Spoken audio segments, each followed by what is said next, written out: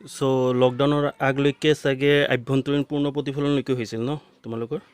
আচ্ছা, সংকট কোণ আভ্যন্তৰীণ পূৰ্ণ প্ৰতিফলন অলপ ৰিভাইজ দি ল'ব যিহেতু লকডাউন। সো কেইদিনমান মই ইউটিউবত ক্লাছ কৰাম হা, মই নোটখিনি দি দিম। যোনখিনি বুজি নাপাবা সেইখিনি তোমালোক পজ কৰি নোটখিনি উঠাই ল'বা বহীত। অ'কে, আৰু ধৰা আখৰ চাখৰ বুজি নাপালে তেতিয়াহ'লে মোক মেছেজ কৰি ক'বা যে ছাৰ এইটো লাইন কি, বা কমেণ্টত কৈ দিবা। কমেণ্ট কৰিব নালাগে, স্নেপশ্বট মানে আৰু বুজি পাবা, ইমানো বেয়া নহয় মোৰ হাতৰ লিখা। অ'কে, আচ্ছা। চ' আভ্যন্তৰীণ পূৰ্ণ প্ৰতিফলন আছিল। তাৰ আগত কৈ লওঁ যে আভ্যন্তৰীণ পূৰ্ণ প্ৰতিফলনটো কি আছিল? ঘন মাধ্যমৰ যি আপাতন কোণৰ বাবে পাতল মাধ্যমত প্ৰতিসৰণ কোণৰ মান 90 ডিগ্ৰী হয় তাক ঘন মাধ্যমৰ সংকট কোণ বোলে। অ'কে, তাৰপিছত আছিল আভ্যন্তৰীণ পূৰ্ণ প্ৰতিফলন। আচ্ছা, সংকট কোণৰ সূত্ৰটো কি আছিল? C equal to sine inverse of 1/μ। Okay, আচ্ছা।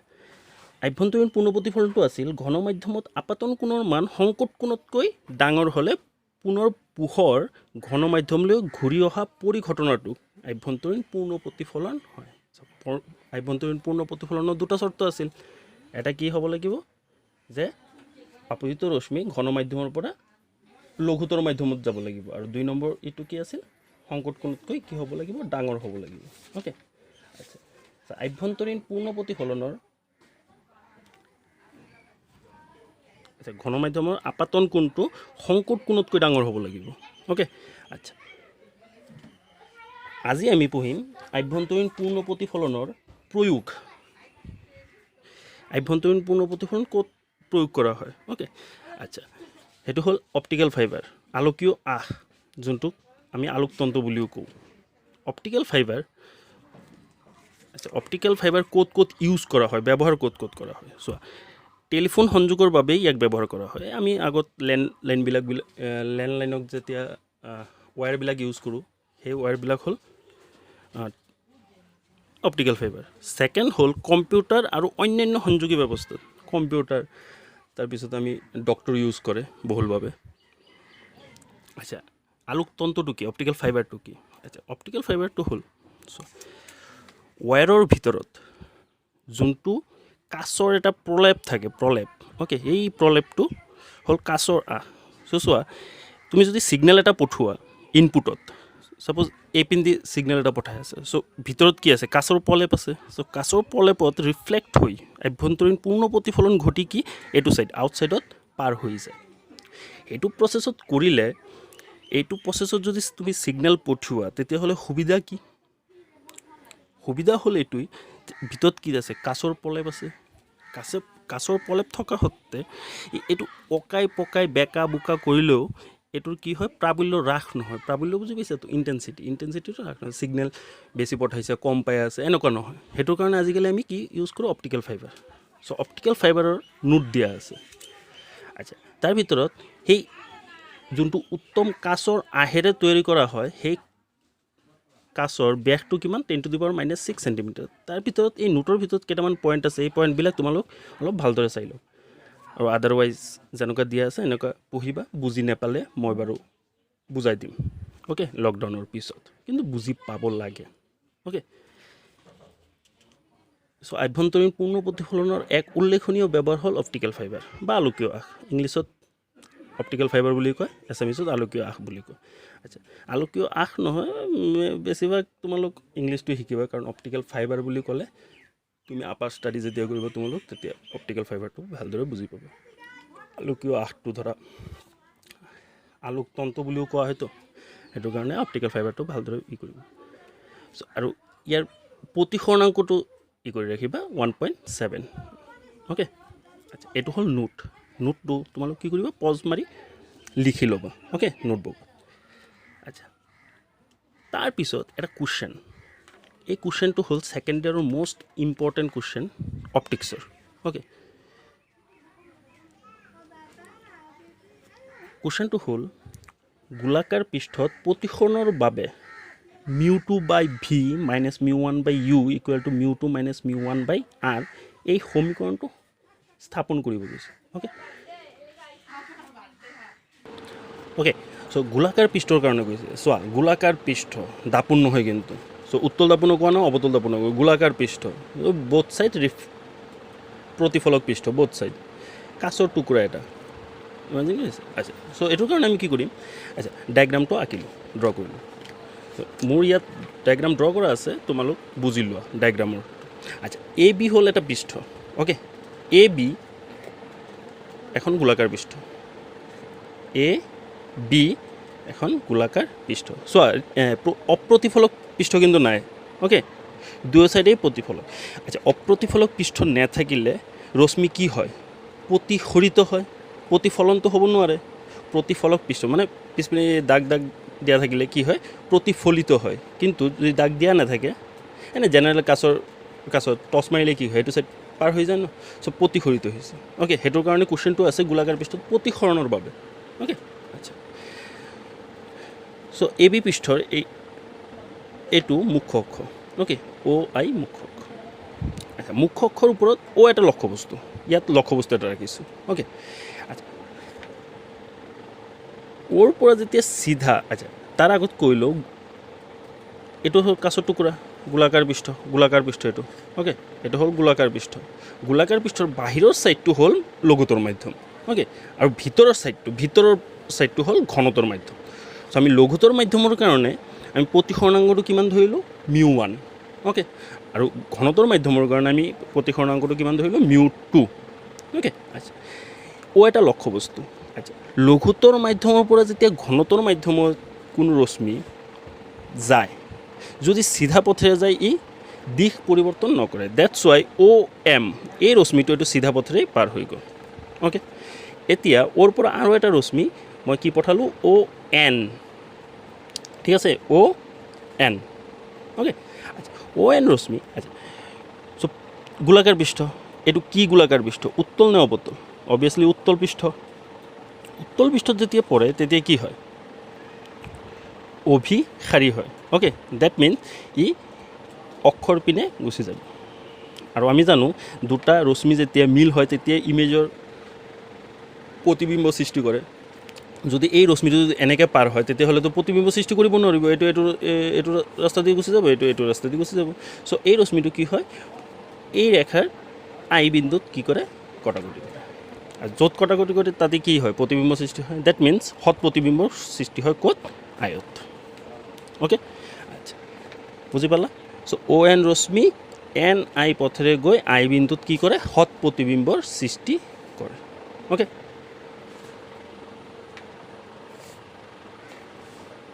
আই প্ৰতিবিম্ব সৃষ্টি কৰে। অ'কে, আচ্ছা, এইটো আপজিত ৰশ্মি। আচ্ছা, তাৰ আগত কৈলোঁ যে গোলাকাৰ পৃষ্ঠৰ ওপৰৰ ছাইড, অ'কে, ওপৰৰ ছাইডত আমি এটা অভিলম্ব টানিলোঁ, এইটো হ'ল অভিলম্ব, ডট ডট ডট। অ'কে, আৰু ভিতৰৰ ছাইডত এইটো হ'ল অভিলম্ব, ডট ডট দিয়াৰ, ঠিক আছে। আচ্ছা, আমি জানো যে আপতিত ৰশ্মি অভিলম্বৰ লগত যোনটো কোণ কৰে সেইটো কিহেৰে বুজোৱা হয়, আইৰে। ডেটছ ৱাই এইটোৰ নাম কি, আৰু এইটো কি, প্ৰতিসৰিত ৰশ্মি। চ' প্ৰতিসৰিত ৰশ্মি অভিলম্বৰ লগত যোনটো কোণ কৰে সেইটো কি বুলি কোৱা হয়, আৰ। কিহেৰে ডিনোট কৰা হয়, আৰৰে বুজোৱা হয়। অ'কে, সেইটোৰ কাৰণে এইটোৰ নাম কি দিলোঁ, আৰ। অ'কে, আমাৰ সুবিধাৰ কাৰণে আমি এন এম কি টানি ল'লোঁ, লম্ব টানি ল'লোঁ, ঠিক আছে। আচ্ছা, আৰু আমাৰ সুবিধাৰ কাৰণে এই এংগেলটো এন অ' এম, এই এংগেলটোৰ নাম কি দিলোঁ, আলফা। এই এংগেলটোৰ নাম কি দিলোঁ, বিটা। আৰু এই ডাঙৰ এংগেলটো এন আই এম, এই এংগেলটোৰ নাম কি দিলোঁ, গামা।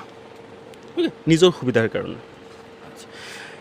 এইটো হ'ল চি মানে ভাঁজকেন্দ্ৰ।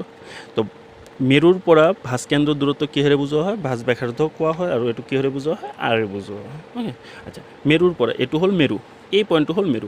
মেৰুৰ পৰা প্ৰতিবিম্ব দূৰত্ব কিহেৰে বুজোৱা হয়, ভিৰে। চ' এইটোৰ নাম দি দিলোঁ ভি। আৰু মেৰুৰ পৰা লক্ষ্যবস্তুৰ দূৰত্ব কিহেৰে বুজোৱা হয়, ইউৰে। অ'কে, ডেটছ ৱাই এইটোৰ নাম কি, ইউ। অ'কে, চিত্ৰ বুজাটো আৰু কোনো প্ৰব্লেম নাই। এই কথাখিনি লিখি দিলোঁ। এই এখন গোলাকাৰ পৃষ্ঠ, ইয়াৰ লঘুতৰ মাধ্যমৰ প্ৰতিসৰণাংক আৰু ঘনতৰ মাধ্যমৰ প্ৰতিসৰণাংক ক্ৰমে μ1 আৰু μ2। অ'কে, চি ইয়াৰ ভাঁজকেন্দ্ৰ, আৰ ইয়াৰ ভাঁজ ব্যাসাৰ্ধ, আৰু মুখ্য অক্ষত অ' লক্ষ্যবস্তু ৰাখিলে অ' এন আৰু অ' এম ৰশ্মিয়ে আই বিন্দুত কি কৰে, সৎ প্ৰতিবিম্বৰ গঠন কৰে। এন এম দৈৰ্ঘ্য এন বিন্দুৰ পৰা মুখ্য অক্ষলৈ টনা লম্বৰ সমান। অ'কে, এই লিখাখিনি আমি কমপ্লিট কৰিম। অ'কে, আচ্ছা, অলপ আগত যোনটো কথা কৈছিলোঁ আলফা বিটা আৰু গামা সেই কথাটোৱে আকৌ লিখি দিলোঁ কথাখিনি লিখি দিলোঁ যে angle N O' M equal to alpha let হা ধৰা হ'ল N C M equal to beta আৰু N I M equal to কি গামা ঠিক আছে আচ্ছা নাও এইটো প্ৰুভ কৰাৰ কাৰণে প্ৰুভ কি কৰিব লাগে mu two by v minus mu one by u equal to mu two minus mu one by R আচ্ছা ঠিক আছে সেইটো কাৰণে কি কৰিম আমি স্নেলৰ সূত্ৰত যাব লাগিব আচ্ছা স্নেলৰ সূত্ৰত গ'লে এটা প্ৰব্লেম হৈ আছে প্ৰব্লেমটো কি আই আৰু আৰৰ মান জানিব লাগিব কিয় কাৰণ স্নেলৰ সূত্ৰ মতে মিউ ইকুৱেল টু কি আছিল sine I by sine R that means I আৰু আৰৰ ভেলু আমাৰ এনি হাউ জানিব লগা হৈ আছে আচ্ছা আইৰ ভেলু চোৱাচোন আইৰ ভেলু ওলাব হ'লে আমি কি কৰিব পাৰোঁ আচ্ছা আইৰ ভেলু ওলাব হ'লে আমি লিখিব পাৰোঁ I equal to alpha plus beta আচ্ছা কিয় এইটো মই কৈ আছোঁ আচ্ছা এইটো এটা ত্ৰিভুজ যদি হয় এইটো যদি এটা ত্ৰিভুজ হয় তেতিয়াহ'লে ত্ৰিভুজৰ এইটো কি বহিৰ্তম বাহু আৰু এইটো কি বহিৰ্তম কোণ আৰু আমি ক্লাছ 10ত পাইছিলোঁ যে ত্ৰিভুজ এটাৰ অন্তঃকোণ দুটাৰ সমষ্টি বহিৰ্তম কোণৰ সমান ডেটছ ৱাই আমি আই ইকুৱেল টু কি লিখিব পাৰোঁ আলফা প্লাছ বিটা ঠিক আছে তেনেকৈ চিমিলাৰলি তেনেকৈ আমি আৰ ইকুৱেল টু কি লিখিব পাৰোঁ এইটো যদি ত্ৰিভুজ হয় তেতিয়াহ'লে আমি আৰ ইকুৱেল টু কি লিখিব পাৰোঁ বাদ দিয়া এইটো যদি ত্ৰিভুজ হয় তেতিয়াহ'লে এইটো কি বহিৰ্তম কোণ তেতিয়াহ'লে বহিৰ্তম কোণ ইকুৱেল টু অন্তঃকোণ দুটাৰ সমষ্টি চ' অন্তঃকোণ দুটা কি আৰ প্লাছ গামা চ' আমি লিখিব পাৰোঁ beta equal to R plus gamma so' ইয়াত কি লিখি দিলোঁ beta equal to R plus gamma okay ইয়াৰ পৰা আৰ ইকুৱেল টু আমি কি লিখিব পাৰোঁ বি মাইনাছ গামা অ'কে এতিয়া আমাৰ প্ৰব্লেমটো কি হৈ আছে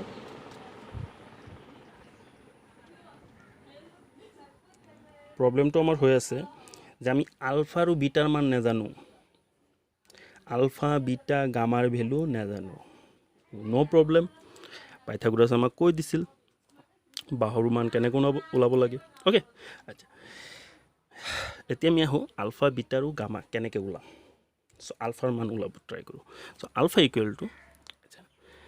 ইকুৱেল টু আমি কি লিখিব পাৰোঁ angle N O' M okay আচ্ছা বাহুৰ মান ওলাব হ'লে আমাৰ চাইন কছ 10 দৰকাৰ চোৱা এইটো এটা গোলাকাৰ পৃষ্ঠ এইটো এটা এংগেল কিমান সৰু হ'ব পাৰে কোন যদি সৰু হয় তেতিয়াহ'লে আমি চাইন কছ 10ক আনিব পাৰোঁ সেইটোৰ কাৰণে আমি কি কৰিম চাইন কছ 10ৰ ভিতৰত যিকোনো এটা আনিম এতিয়া চাইন কছ 10ক যে আনিবা কাক আনিবা তিনিটাকতো আনিব নোৱাৰোঁ এতিয়া কাক আনিম চাওক চোৱা এইটো যদি এংগেল হয় এইটো ত্ৰিভুজ অ'কে এই ত্ৰিভুজটো এইটো যদি এংগেল হয় আলফা এই এংগেলটোৰ বিপৰীত বাহুটো কি হয় পাৰপেণ্ডিকুলাৰ ডেট মিনছ লম্ব তলৰটো কি হয় ভূমি আৰু ডাঙৰটো কি হয় অতিভুজ ডেট মিনছ হাইপটেনিয়াছ অ'কে আচ্ছা তেতিয়াহ'লে চাইন আনিব নোৱাৰোঁ কাৰণ চাইনত কি আছে এইচ আছে পি বাই এইচ কছ কি আছিল বি বাই এইচ টেন কি আছিল P by B date means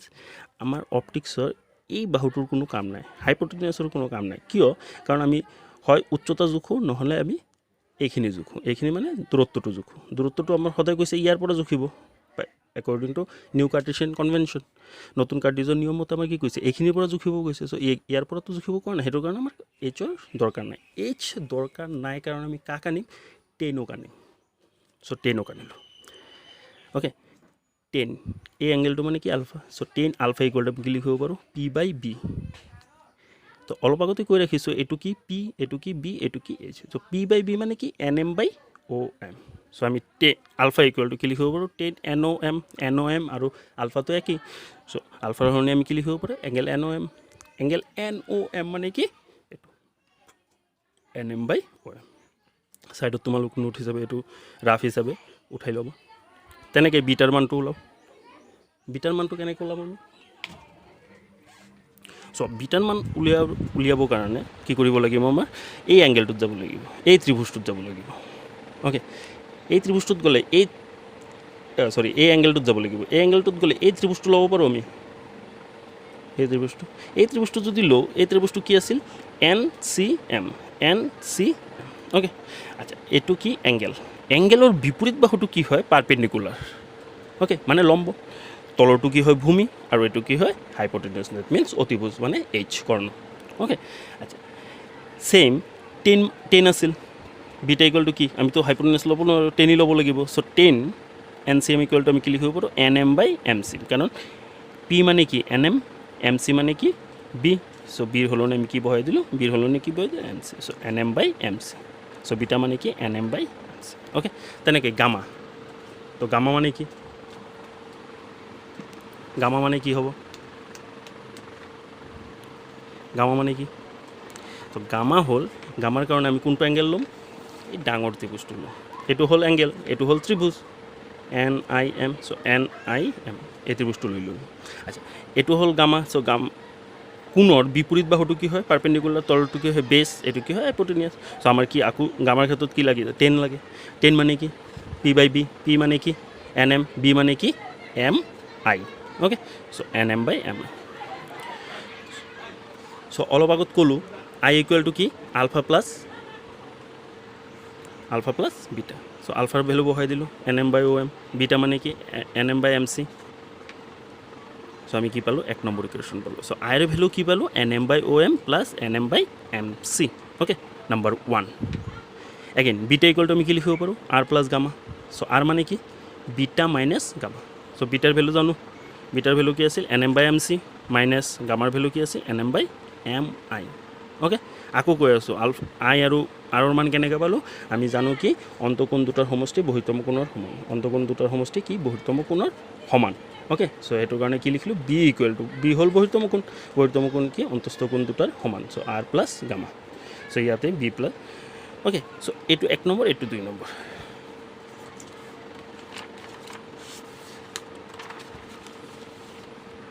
okay আচ্ছা এতিয়া চোৱা স্নেলৰ সূত্ৰ মতে কি পাইছিলোঁ আমি mu equal to sin A/sin R এটাৰ মাধ্যমৰ পৰা আৰু এটা মাধ্যম যেতিয়া ঘনত্বৰৰ পৰা লঘুত্বৰ বা লঘুত্বৰৰ পৰা এটা ছাইড কি কৰি দিয়ে উল্টা কৰি দিয়ে এটা ছাইড চ' কি কৰিলোঁ μ1/μ2 ইকুৱেল টু আমি এটা ছাইড উল্টা কৰি দিলোঁ sin N/sin I অ'কে ঠিক আছে এতিয়া কি কৰিলোঁ আমি দুয়ৰ ছাইড ক্ৰছ মাল্টিপ্লিকেশ্যন কৰি দিওঁ বজ্ৰ গুণন পদ্ধতিৰে পূৰণ কৰি দিওঁ চ' μ1 ইকুৱেল টু আমি কি লিখিব পাৰোঁ μ1 into sin A μ1 into sin A equal to কি লিখিব পাৰোঁ μ2 ইনটু sin R অ'কে μ1 আচ্ছা সৰু কোণৰ বাবে আমি কি জানো সৰু কোণৰ বাবে আমি sin cos 10ক উঠাব পাৰোঁ আনিবও পাৰোঁ চ' sin cos 10ক আমি কি কৰি দিলোঁ আগত উঠালোঁ এতিয়া আমি কি কৰোঁ সৰু কোণৰ বাবে চাইনক আমি কি কৰি দিওঁ নেগলেক্ট কৰি দিব পাৰোঁ সেইটোৰ কাৰণে লিখি দিছে সৰু কোণৰ বাবে চাইনক উপেক্ষা কৰিব we can neglect sign okay so' μ1 into I equal to μ2 into R চাইনটো উঠাই দিলোঁ অ'কে আচ্ছা চ' μ1 I মানে কি NM/OM 1 নং ইকুৱেশ্যনত পাইছোঁ I মানে কি NM/OM plus NM/MC equal to μ2 NM/MC minus NM/MI okay আৰু ভেলুটো পাইছোঁ 2 নঙত ত' 2 নঙত বহাই দিলোঁ বাছ এই দুয়োটা ইকুৱেশ্যনৰ পৰা কি কমন আহে NM কমন আহে চ' দুয়োটা ইকুৱেশ্যনতে NM আছে এইটোতো আছে চ' এইটোৰ পৰা NM কমন টানো এইটোৰ পৰা কি কৰোঁ NM কমন টানো চ' μ1 ইকুৱেল টু আমি কি লিখিব পাৰোঁ NM কমন টানি দিলোঁ চ' μ1টো এইটোৰ লগত পূৰণ হৈ আছে চ' NM কমন টানি দিলোঁ বোথ ছাইড NM কমন টানি কাটি দিলোঁ আচ্ছা μ1 এতিয়া কাৰ লগত পূৰণ হৈ আছে NMটো আহি গ'ল ওপৰত আছে কিমান 1 চ' 1ৰ লগত μ1 পূৰণ কৰিলে কি হয় μ1/OM প্লাছ μ1টো এইটোৰ লগতো পূৰণ হৈ আছে চ' μ1ৰ লগত 1 পূৰণ হ'লে কি হয় μ1 divided by MC equal to μ2 কাৰ লগত পূৰণ হৈ আছে NMটো কমন আহি গ'ল চ' কমন আহিলেও 1 থাকে ওপৰত চ' μ2ৰ লগত 1 পূৰণ কৰিলে μ2 divided by MC so' μ2 divided by MC minus NMটো common আহি গৈছে চ' μ2/MI অ'কে আচ্ছা সেম NM কেঞ্চেল আউট কৰি এই লাইনটো লিখি দিলোঁ এইটো 3 নম্বৰ ইকুৱেশ্যন দি দিবা তোমালোক অ'কে আচ্ছা নতুন কাৰ্টিজৰ নিয়ম মতে আমিতো কাৰ্টিজৰ নিয়ম জানোৱেই চ' নতুন কাৰ্টিজৰ নিয়ম মতে আমি কি লিখিব পাৰোঁ OM চোৱা আপতিত ৰশ্মিৰ বিপৰীত ফালৰ হ'লে NM কি হয় বিপৰীত ফালত হ'লে কি হয় মাইনাছ হয় আৰু যদি ছেইম ছাইডত হয় তেতিয়াহ'লে কি হয় প্লাছ OM কোনটো ছাইডত আছে এইটো ছাইডত আৰু লক্ষ্য বস্তু সদায় কি negative so' U O M equal to কি minus U M I equal to কি plus V M C equal to কি প্লাছ আৰ চ' নতুন কাৰ্টেজৰ সূত্ৰ মতে মই এইটো বহাই দিম চ' নতুন কাৰ্টেজৰ নিয়ম মতে অ' এম ইকুৱেল টু কি minus U M C equal to কি plus R M I equal to কি ভি চ' 3 নং সমীকৰণত বহুৱাই পাওঁ এই মানকেইটা 3 নঙত বহাই দিওঁ 3 নঙত যদি বহাই দিওঁ বাছ ইকুৱেশ্যন চল্ভ কাৰণ এইটো মাইনাছত আছে এইটো চাইডত আহিলে কি হ'ব মিউ 2 বাই ভি ইয়াত কি আছে mu 1 by minus u so' mu 1 by minus u equal to mu 2 by R এইটো চাইডত গ'লে কি হ'ব minus mu 1 by mu 2 by R so' এইটো ছেম আৰ কমন টানি দিওঁ লওঁ মিউ 2 মাইনাছ মিউ 1 চ' এইটো হ'ল প্ৰুফ অ'কে চোৱা এই কুৱেশ্যনটো ইমান ইম্পৰ্টেণ্ট লেন্স নিৰ্মাতাৰ সমীকৰণ কেইদিনমান পিছত কৰাম লেন্সৰ চেপ্টাৰ যেতিয়া ষ্টাৰ্ট হ'ব তেতিয়া লেন্স নিৰ্মাতাৰ সমীকৰণত 90% পাৰ্ট এই কুৱেশ্যনটো তাৰপিছত 10% লেন্স নিৰ্মাতাৰ সমীকৰণ 5 লাইন 10 লাইনমান এড কৰি দিলে তোমাৰ সেইটো কুৱেশ্যন চ' এই কুৱেশ্যনটো আৰু লেন্স নিৰ্মাতাৰ সমীকৰণ এইটো চেপ্টাৰৰ most important question 5 mark carry কৰে অ'কে চ' এই কুৱেশ্যনটো যাতে একদম ভালদৰে কৰি আৰু নোটখিনি কেনেকৈ কৰিবা পজ কৰি ভিডিঅ'টো পজ কৰি সেইটো কাৰণে মই ইউটিউবত মই এটা ইউটিউব চেনেল খুলিছিলোঁ বহুত বছৰ আগত চ' এইটো এটলিষ্ট কামত দিছে চ' এইটো আপলোড কৰি দিম তোমালোক ডাউনলোড কৰি ডাউনলোড কৰিব নালাগে জাষ্ট পজ কৰি তোমালোক নোটখিনি বনাই ল'বা আৰু বুজিও ল'বা অ'কে আচ্ছা প্ৰথম যিহেতু ফাৰ্ষ্ট ভিডিঅ' মই কৰি আছোঁ চ' কিবা উল্টা পুল্টা কথা মানে বুজিছাতো অলপ উল্টা পুল্টা হ'লে তোমালোক বুজি যাবা এই আকৌ ছাৰে কি কৰাইছে এইটো বুজি পোৱা নাই এইটো ফাৰ্ষ্ট ভিডিঅ' চ' মোৰ অলপ প্ৰব্লেম হৈছে কাৰণ লাইট কানেকশ্যন এইবিলাক চব কৰিব লাগিবতো ধুনীয়াকৈ লাইট কানেকশ্যন কৰিছোঁ এই আছোঁ লাইট একদম ওচৰত লৈ লৈছোঁ নিজৰ ঘৰত কৰি আছোঁ আৰু এক্সপিৰিয়েঞ্চ নাই যিহেতু মোৰ বুজি পালে চোৱা যদি বুজি পোৱা তেতিয়াহ'লে এইটো প্ৰচেছতে মই পঢ়াম অ'কে বাই